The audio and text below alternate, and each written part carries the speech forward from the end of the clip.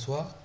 Dans cette vidéo, je vais vous montrer les différentes démarches calcul ferrillage d'une poutre en béton armé avec le logiciel robot et selon la norme BAEL 91.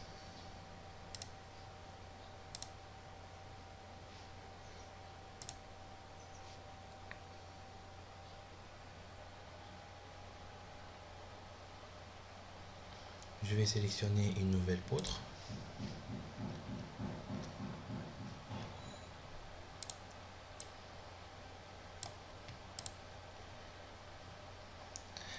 La première étape, c'est de vérifier d'une part les unités ainsi que les normes de conception.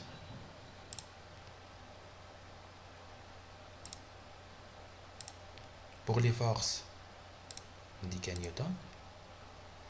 Pour la norme de conception pour les structures en béton armé, c'est le BAEL. Et aussi pour les pondérations, c'est selon le BAEL 91. Donc je vais ajouter une travée ainsi que une console à droite. La longueur de la première travée égale à 5,5 m et la largeur des appuis égale à 0,27 m. La largeur de la poutre sont généralement égales à la largeur des appuis, donc je vais prendre 27 cm et avec une hauteur de choisie égale à 50 cm. Pour la deuxième travée,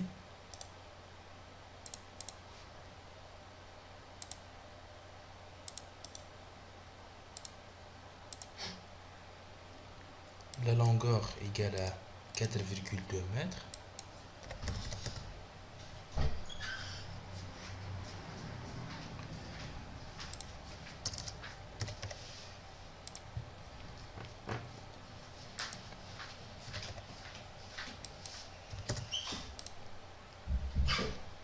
Et finalement, pour la console, la longueur égale à 1,5 m. Et toujours, je vais changer la largeur et aussi la hauteur.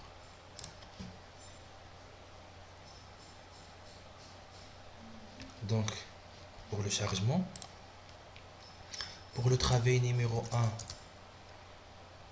1, je vais ajouter d'abord par le poids propre de la poutre. Après, pour la travée numéro 1, pour la charge permanente, x2 égale à 5,5 m, P1 égale à 1000 kN par mètre, et ici G2 égale à 2000 kN par mètre. Toujours dans le travée numéro 1, cette fois-ci une charge d'exploitation. Q1 égale à 200 et Q2 égale à 400. Donc ici 200 et 400.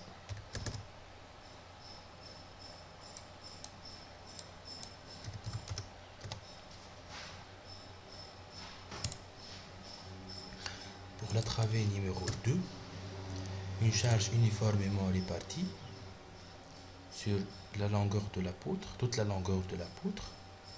Pour la charge permanente,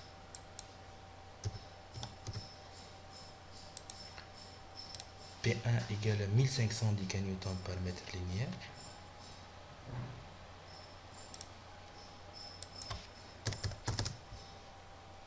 Travée 2.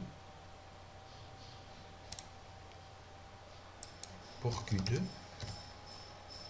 travée 2, une charge d'exploitation uniformément répartie de 250.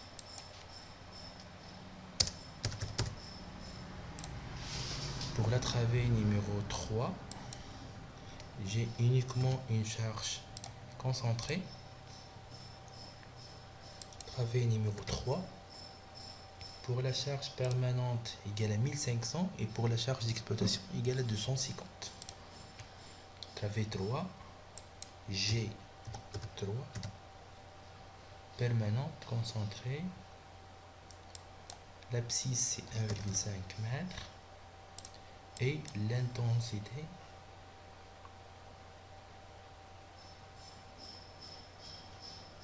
Bon, ici je vais prendre le 1500, le 1500 d'Icanewton. Donc 1500 dans le travée numéro 3.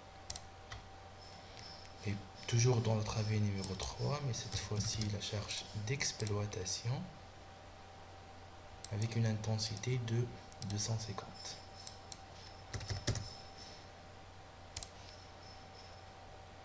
Je vais vérifier maintenant le schéma de la charge.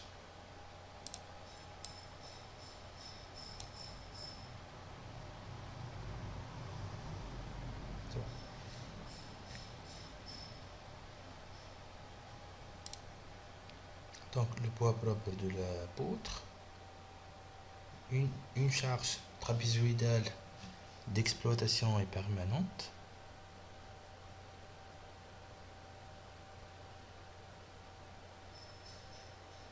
une charge uniformément répartie dans le travée numéro 2 et une charge concentrée appliquée sur la console à droite.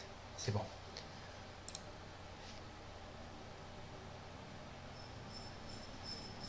Maintenant, je vais travailler un peu sur les paramètres. Je vais commencer par les paramètres de l'étage. Donc, on va considérer que la fissuration est peu préjudiciable et le milieu est non agressif. Pour utiliser après les données saisies ici, je vais enregistrer les données sous le nom de poutre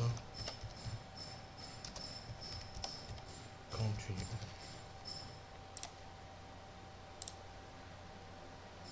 Pour l'option du calcul, en rebas, je vais prendre une valeur fixe de 2,5 cm.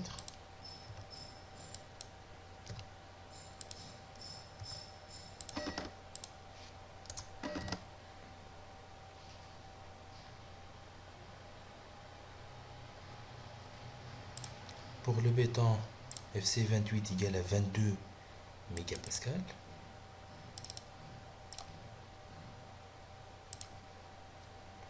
L'acier longitudinal HA400.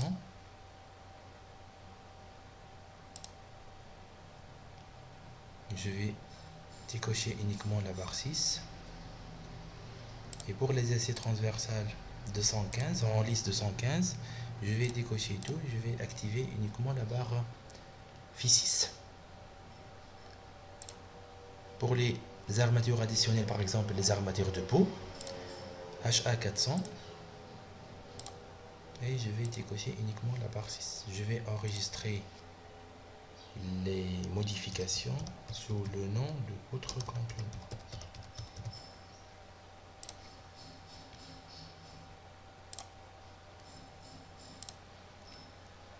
Donc, pour disposition de ferraillage, le ferraillage c'est par travée, ok.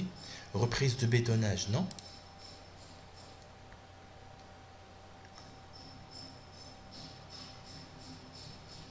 Espacement minimal pour considérer 3 barres par rapport à la section transversale. Je vais prendre le 5 et le 8 cm. La longueur de barre 12 mètres. Le nombre d'élus ici disponible par rapport à la partie inférieure de la poutre égale à 4. Aussi, il faut augmenter le nombre d'élus pour la partie supérieure parce que j'ai une poutre continue et donc il existe la possibilité d'avoir une travée dans la partie supérieure et la partie tendue.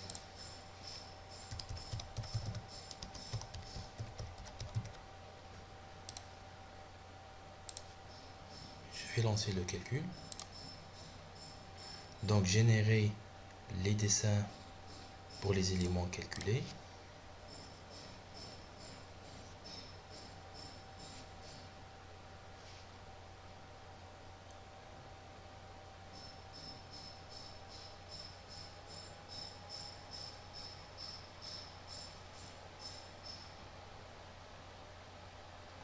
Et j'obtiens finalement le plan de ferraillage. Ici, j'ai diminué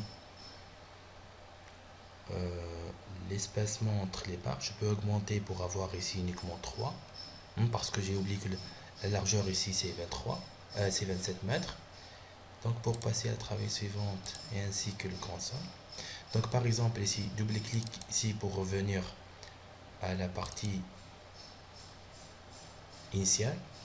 Et donc dans la disposition de ferraillage, je vais changer ici l'espacement entre les barres. Et je vais lancer le calcul de nouveau.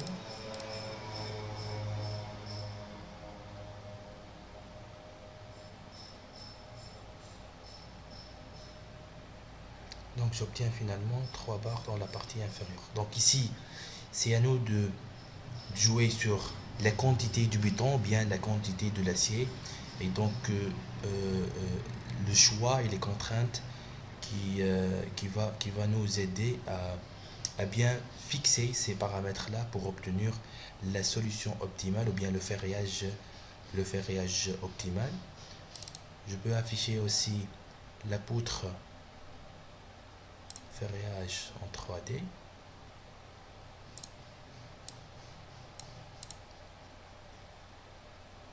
Comme j'ai dit, donc on peut diminuer